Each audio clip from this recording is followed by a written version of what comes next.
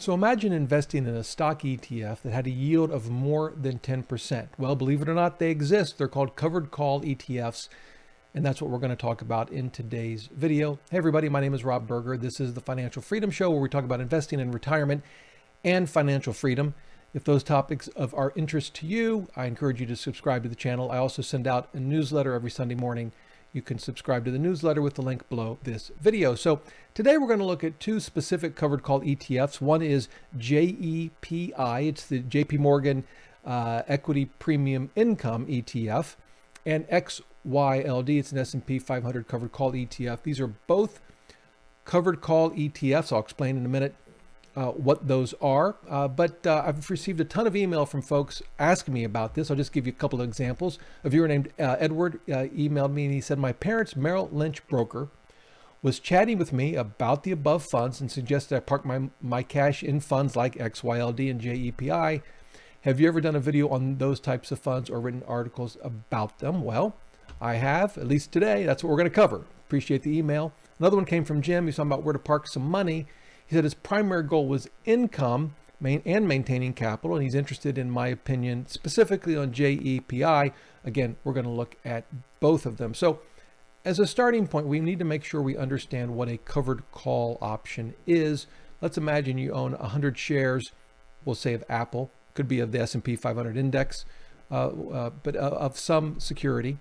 And what you can do is you can sell to another investor the option to buy your shares from you. Now, you kind of got to agree on three things. First of all, the cost. What's the price of the option going to be? What are they going to pay you for you to, in turn, give them the option to buy your shares from you? That's called a premium. We have to agree on the price. If they exercise the option, how much are they going to pay us for our shares? That's called a strike price. And we have to agree on a time period. How long is this option going to be available? At some point, it's going to expire and they can no longer exercise it. And so those are sort of the three key factors in an option, in this case, a covered call option. And so what a lot of investors will do is say, look, I want to generate some extra income. So they sell covered call options on stocks that they own or ETFs that they own. And the idea is they're going to get a premium. For a lot of folks, I think what they tend to do is want to set the strike price about 10% above the current price, and they tend to keep their options relatively short in duration, say roughly a month. And the thinking, I think, behind that is, hey, even if the stock price goes sky high, my worst case is I get the premium that they have to pay me for the option. And since I've set the strike price at 10% above the current price of the stock or the ETF, that's not bad. I'll earn 10% in under a month. And yeah, I might lose some if the price of the underlying investment goes higher than even 10%, but it's sort of a risk I'm willing to take and I get this income. The idea behind covered call ETFs is you don't have to do all the work for selling these call options. You can just let the ETF itself do it for you. So what we're going to do, I'm going to show you both ETFs, talk a little bit about them, going to tell you why their yields should be all but ignored, perhaps. And then we're going to talk about some reasons why, in theory, one might want to own one of these covered call ETFs. But I'm going to tell you now, I don't think any of the justifications for owning these types of funds it holds any merit. I really see no useful purpose in owning a covered call ETF. I know that's an extreme statement. I'm going to tell you why I believe that, and you can then, of course, decide for yourself. So let's start with the funds. We'll actually start with JP Morgan's Equity Premium Income Fund. Here is their website.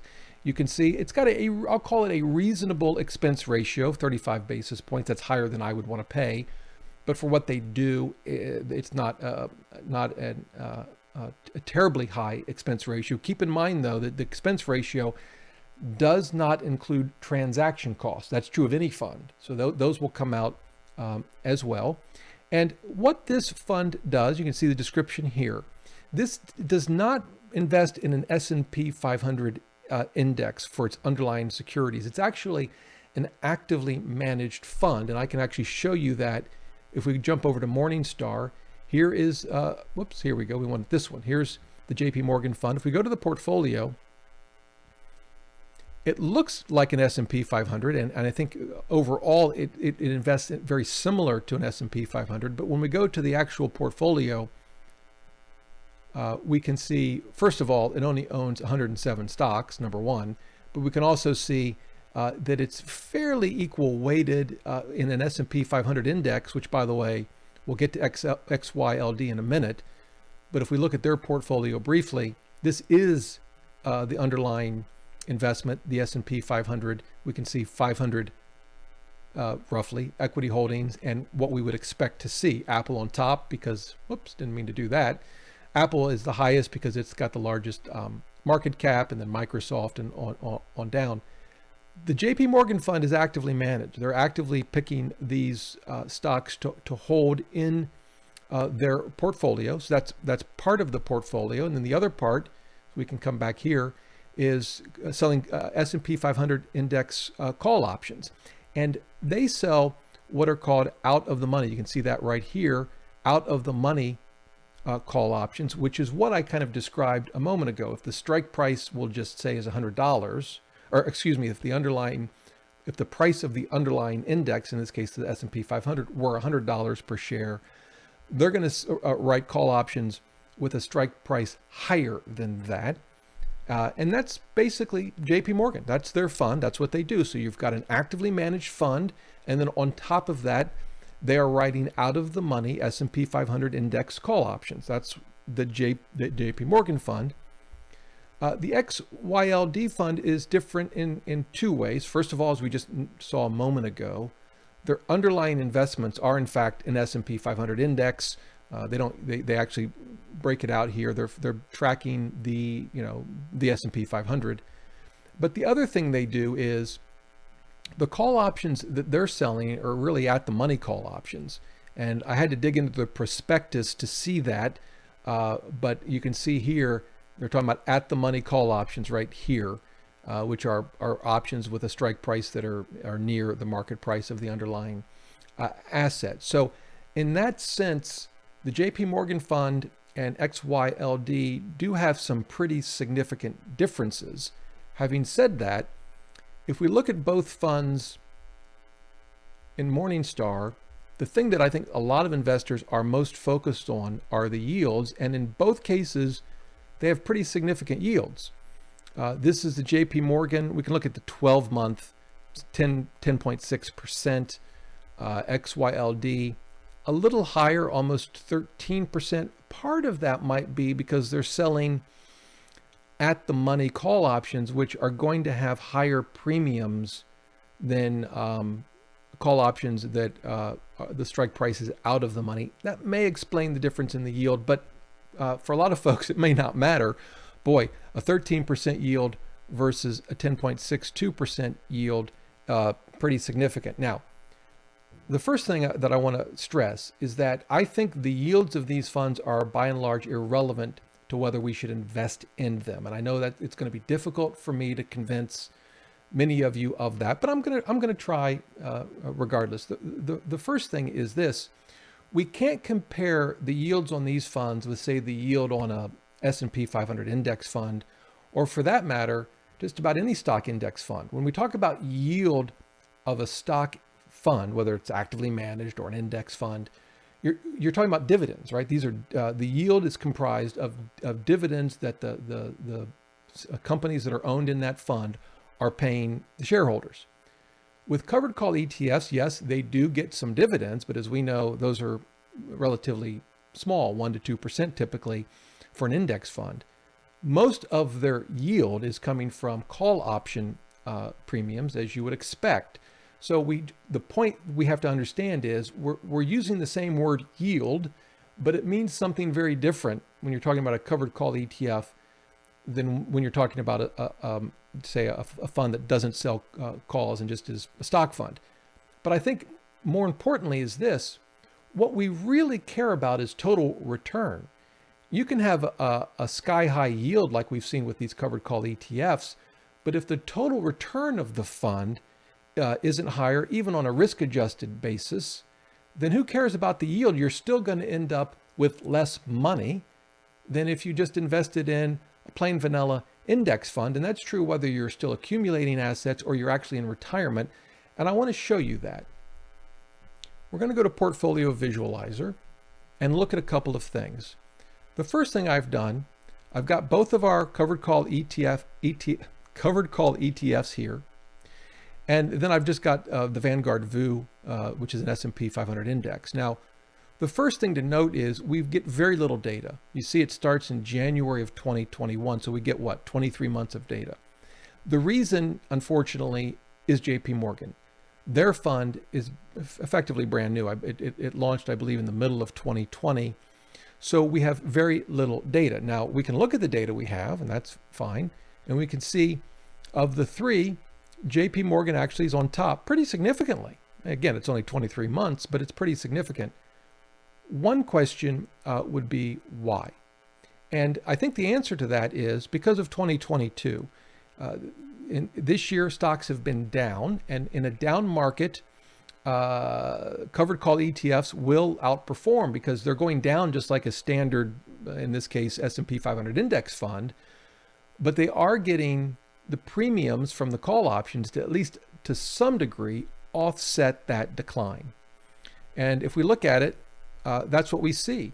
In 2021, the markets were up and the S&P 500 index outperformed pretty significantly. That's the yellow bar.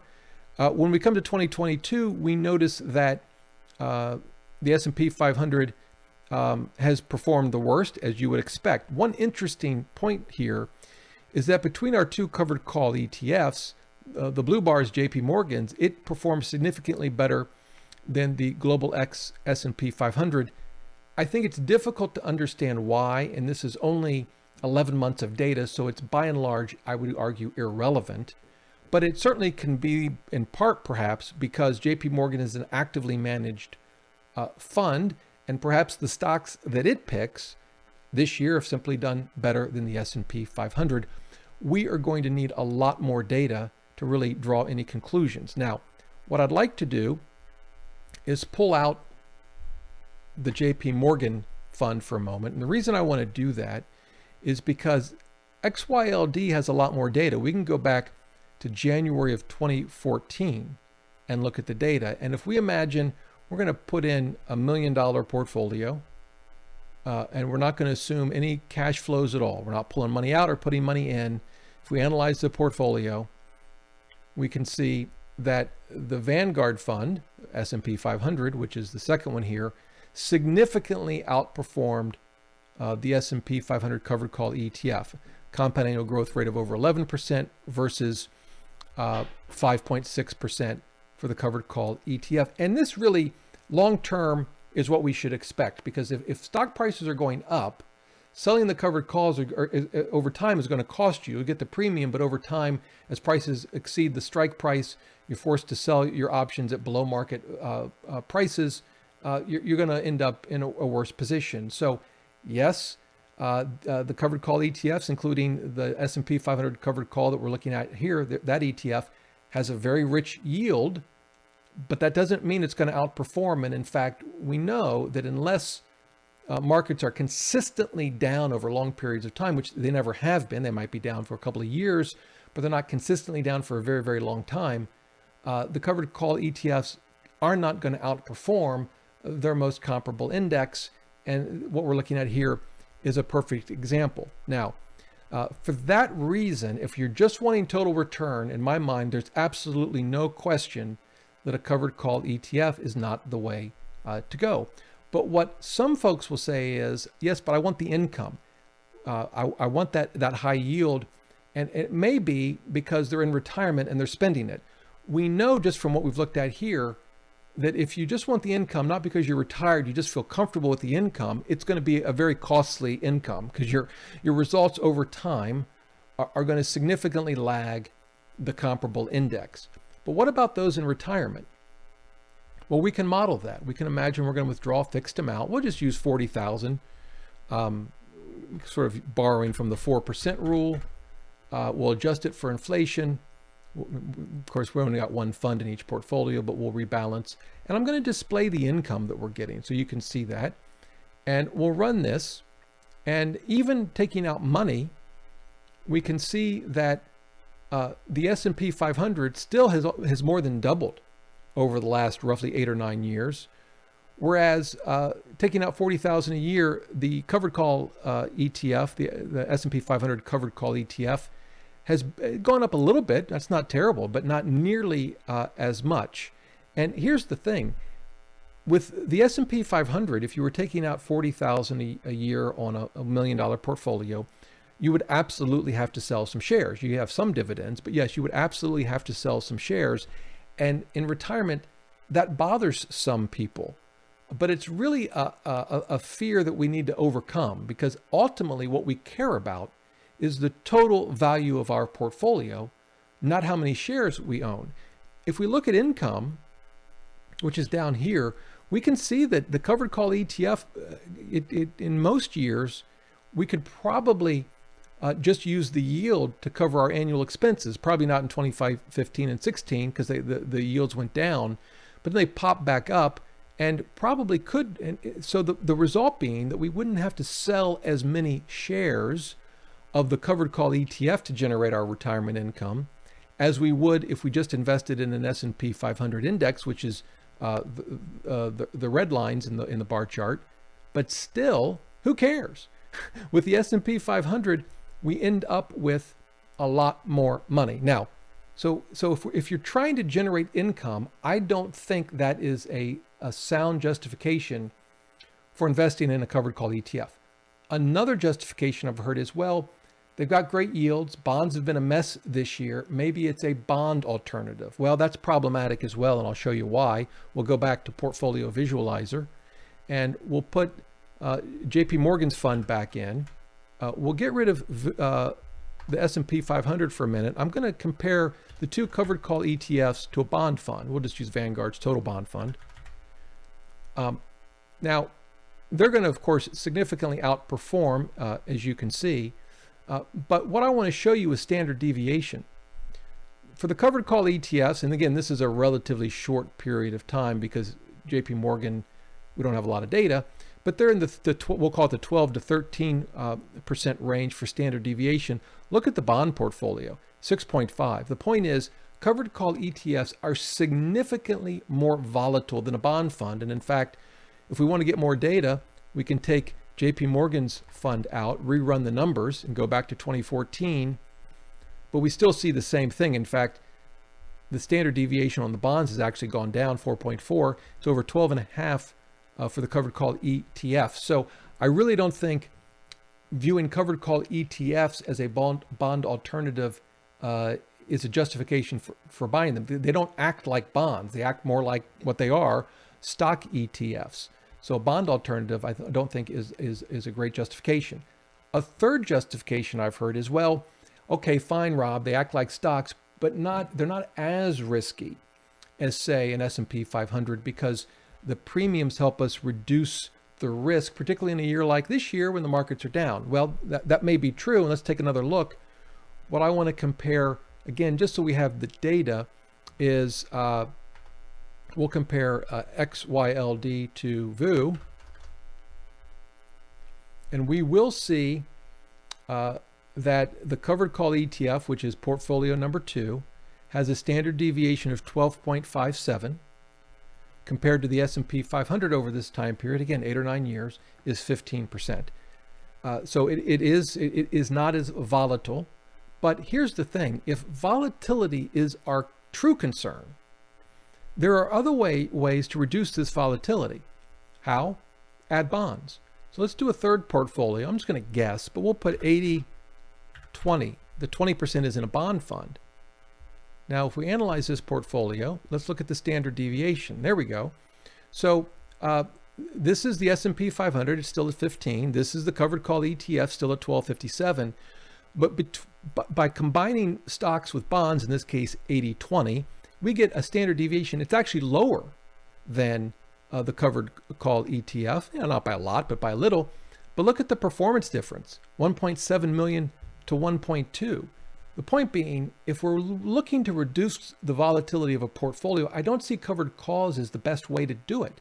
We can just do it through stock bond allocation. All right, a fourth argument, and I know for those that have stuck with this video, I appreciate it, but I get so many questions about this. I really wanted to try to do a thorough video. Some folks say it's a hedge. When stocks go down, these covered call ETFs tend to do better, and we've seen that. We can go back to Portfolio Visualizer. I'll put it back up. We'll do 100 for the JP Morgan fund, and we'll get rid of these. I've got to put the 100 here. We can see that in this year, 2022, the worst of the three is the S&P 500. That's here.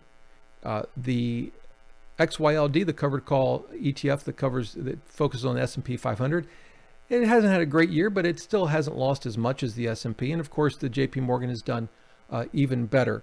But here's the thing. Long-term hedging costs money. We've seen that. We looked at the long-term comparison, or relatively long-term, 8 years. It's what the data that we have between XYLD and VOO. And so if we're using the XYLD to hedge, we have to recognize we're losing a truckload of money. The other thing I'd say is if you truly wanted to hedge, I'm not sure that a covered call ETF is the best way to do it. You could, I suppose, use an inverse ETF that effectively bets against the market. I'm not a believer in hedging. I think we can hedge our portfolio in many ways that have nothing to do with the portfolio itself, keeping our debt low, and perhaps avoiding it altogether, living below our means. That's how I hedge our portfolio. It gives me a lot of freedom and flexibility. But if you're going to want to hedge a portfolio by making certain investments, I suppose you could consider an inverse ETF. But if you were going to use a covered call ETF to sort of hedge, just remember that hedge is going to get very, very expensive over the long term. All right, the fifth and final argument I've heard is a cash alternative. I just want the yield. I just want that income.